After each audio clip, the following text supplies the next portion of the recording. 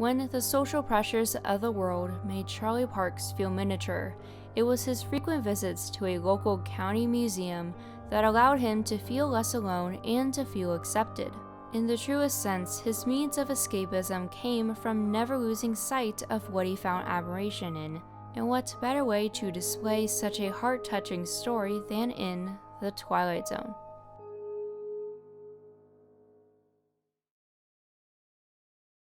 As aforementioned, the character we follow is Charley Parkes, played by Robert Duvall, and his through line revolves around an acceptance he finds when viewing a wooden 19th century townhouse display at the Bourbon County Museum. Within his work life, he is let go because he didn't fit in. In his life at home, he's living with his mother and has been staying after the passing of his father. However, he's met with social pressures of living the normal life of an independent man who'd find a nice girl and start a family. So, feeling alone, we see him take routine visits to the vivid, animated world of this dollhouse that no one else can understand nor witness for themselves.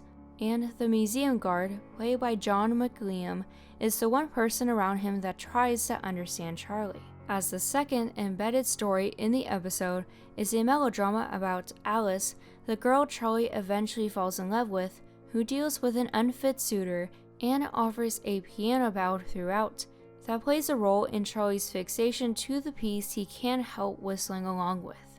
The miniature dollhouse is an impressive set piece, as well as the overarching symbol of this episode. For the convenience of the episode, there was a focus on the parlor, bedroom, and living room, with added stairs to the second floor, and with only 2/3 of the actual dollhouse cleverly opened up. And a full-size identical replica was made of the dollhouse that Charley interacts with. As for its cinematography, I enjoyed that the dolls were documented at an extreme wide scale, while cuts to Charley were in medium close-ups, with a glass barrier between the point of view of either world. Beyond that, in its whimsy woodwind-colored musical score though, the production is an equivalent of other episodes, but at the same time, Miniature is easily my favorite episode of Season 4, and has a unique creative direction and narrative that I hold a special place in my heart for. In the storyline, we instantly know that Charley is labeled as different right as we're still getting to know him. As soon as he finds out that the museum cafeteria is closed and tries to go to the second level, he's engulfed by a group of women being guided through the exhibits after trying to head in the opposite direction. And it doesn't take long for him to evacuate that claustrophobic space. And outside of the museum, he's oppressed by others' presumptions and comments about him, and additionally doesn't have much control or privacy or opportunity to discover and be himself. In general, he wants to find a place to belong and doesn't find that in any setting except the miniature, which leads into him breaking the display to try to save Alice, but at the cost of being placed under the care of a psychiatrist to confront reality. What's really thought-provoking about that sequence in particular is that to both the viewer and Charley, the wooden figure the psychiatrist borrowed from the museum looks just like the actress, which leads to him holding onto the doll as the glimmer of joy in his eyes transcends into tears. For producer Herbert Hirschman, the implementation of scale was based on an anthology of God regarding a person placed in a gigantic hand, and the effect works wonders here as well as in other episodes. And through this emotional breakthrough, this does lead into our twist. Simply put, it's revealed that Charley followed along with a facade that made him happier and healthier than ever, and that occurs once he's alone in his room to presumably rest before he's placed on an arranged date with a girl who he doesn't understandably like. By that night, he was able to sneak into the museum to see Alice and profess his love to her. And when he has to conceal his identity via darkness, the psychiatrist, along with the family and a few museum guards, go to investigate, but he's nowhere to be found. Or at least in their world.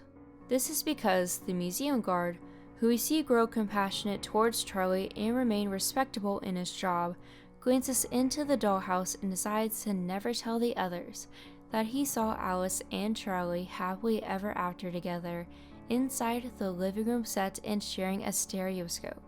offering a smile to the couple that he now saw weren't a figment of anyone's imagination. And it's so gratifying to watch. As at that moment, I saw a confidence and wisdom that were clearly identifiable by the growth in Charley's tone of voice, posture, and eye contact, but more importantly was found in his smile and optimal enthusiasm. By the time the credits roll, you know that he has found his own happiness and acceptance, and that was enough. There's no doubt that Charley's voice was oppressed by society and its standards, and I do not blame him for escaping into the museum to be heard. Yes, he wasn't normal, but he didn't need a doctor to prove that he was a capable individual who was vulnerable due to his differences, and who wanted to be loved and understood. Even the psychiatrist, who I felt indifferent about throughout this entire episode, shares that message to his family. What I'm trying to say is, don't judge Charley's emotional health by the degree to which he conforms to other people's standards. Don't expect him to, well, be like other people. Although the episode is depicted as a man who has social awkwardness, and especially with relationships, I saw this episode as more than that. As I've discussed previously on this channel, I was diagnosed with autism spectrum disorder when I was 2 years old, and a decade later discovered it as a part of who I am. And through a lot of adversities and accomplishments and personal growth over the years, I found myself escaping into media and expressing my creativity through art. And for me, that's transcended into being in film school and pursuing a career path in multimedia creation. So through my own life perspective, I just saw a lot of these elements of Charley's characterization that were very similar to what I've endured, especially in how he didn't feel included until he created a place to be. In looking at it from a 2020 lens, I find the episode as relevant today as it was when it aired in 1963. I do hope that Charley's story will be remembered as part of the series because, for a while, Miniature was one of the handful of episodes that was out of syndication.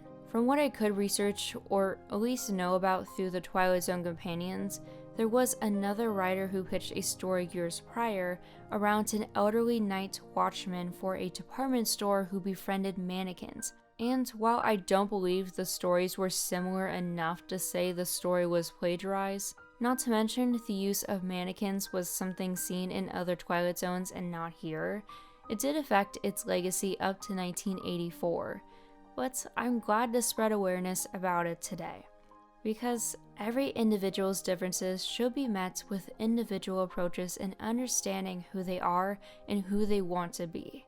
And so if you're wanting a protagonist-led episode that'll touch you emotionally, I'd recommend taking a glance into this miniature if you get the chance.